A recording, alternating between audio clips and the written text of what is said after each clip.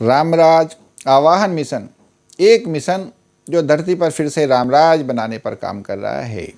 आओ चलो चर्चा करते हैं एक स्वप्न की, जिसमें प्रभु श्री सत्यनारायण ने मुझको दर्शन दिए। आज मुझ पर भगवान की कृपा हुई तथा भगवान ने मुझे स्वप्न में दर्शन दिए।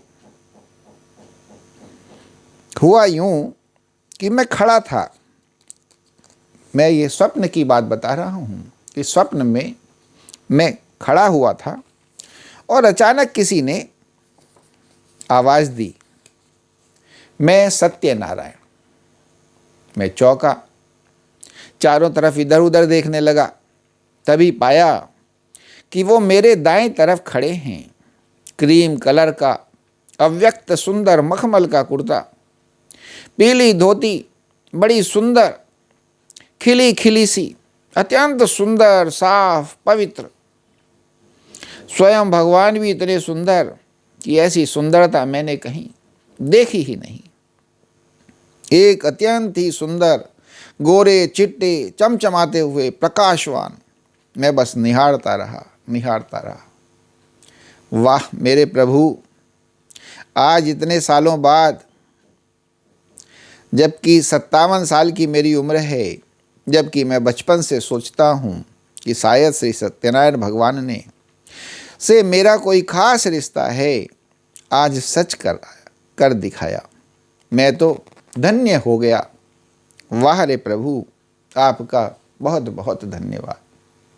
ये हमने अपनी रामपन की बुक पार्ट 19 में पेज नंबर 15 पर लिखा है।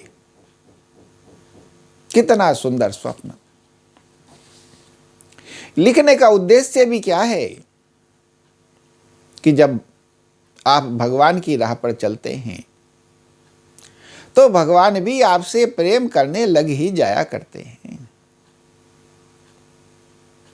जब आप प्यारे से हो जाते हैं तो भगवान भी आपसे प्यार करने लग ही जाया करते हैं। और इस प्रकार बीच बीच में प्रभु स्वयं आपको दर्शन दे करके, मार्गदर्शन कर करके आपका मनोबल बढ़ाया करते हैं, आपको उस रास्ते पर चलाया करते हैं। यही भगवान की लीला है। बस चीज ये है कि आप कैसे भाव से जुड़ जाते हैं, कैसे भाव विभोर हो जाते हैं।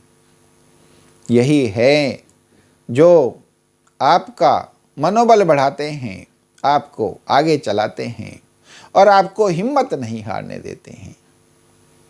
यही तो कारण है कि हम रामराज बनाने की राह पर आ पाए हैं, रामराज आवाहन मिशन बना पाए हैं और रामराज की राहें बना पा रहे हैं और विजुअलाइज कर पा रहे हैं कि ये सब एक दिन सिद्ध होगा, और विजुअलाइज कर पा रहे हैं कि एक दिन प्रभु की लीला घटेगी और धरती पे फिर से रामराज बनेगा।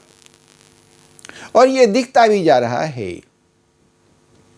कि जैसे हम जिस भाव से प्रभु से प्रार्थना करने लग गए हैं और स्वयं भी लगे हुए हैं, तो भगवान ने भी बीड़ा उठा लिया है कि बेफिक्र रहो, अब धरती पर रामराज बनेगा ही। क्योंकि भगवान तो है ही प्यारे, जो भक्त के निहोरे पर अवतार लिया करते हैं। बस आपको भक्त ऐसा बनना होता है, और अगर आप ऐसा बनना चाहते हो तो भगवान फिर आपको ऐसा भक्त बना भी लेते ही हैं। क्योंकि भगवान के प्यारे से भक्त भी आप भगवान की इच्छा से ही बन पाते हो। भगवान की कृपा भी आप पर भगवान की कृपा से ही हो पाती है। बस आपको एक उचित अभिलाषी, एक उचित भावना, एक उचित संकल्प रखना होता है, ऐसा कि वो भगवान को प्यारा लगने लग जाए। भगवान को सुहाने लग जाए, भगवान को उसमें रस आने लग जाए।